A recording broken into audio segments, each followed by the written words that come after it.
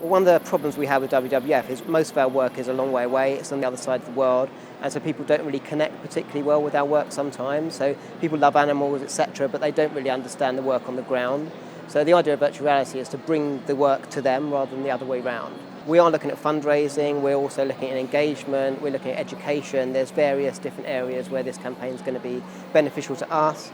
And long term, really, we're looking into whether we can use this kind of experience going forward and do other stories, because there's so many different stories from the field with WWF, from the Arctic regions to the rainforests. So, I mean, it can really change the way that we do fundraising. We have staff who will engage people as they're passing by, just shopping and just enjoying their leisure time. We'll engage them, we'll bring them in, and then a ranger will take them on a journey through tiger poaching and the effect it's having on tiger populations. At the end of that short journey, they then get a chance to try out virtual reality. We guide them on a story through the forest in Nepal. So this is a totally immersive world, as if the consumer is inside the forest.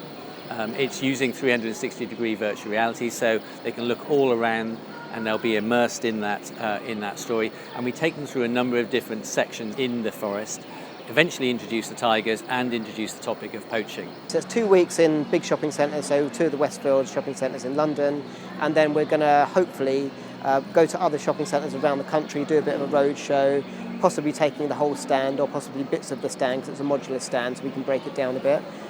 So we're hoping to reach a broader amount of the UK population that way. A lot of people in charities don't really see themselves as brands, but we are very well recognised as a brand.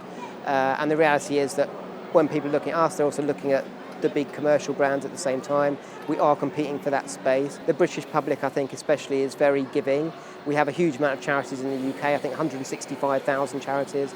It's like one for every 300 people, I think, in the UK. So it's a huge amount of charities. We're a very giving culture. So people do react well to charities. It's just how do you stand out from the pack when there's so many? And so this is where experiential can really help us, I think, to do that. The reason we decided to create this Junior Gunners app was because a few years ago we identified a bit of a gap in the market for our young fans.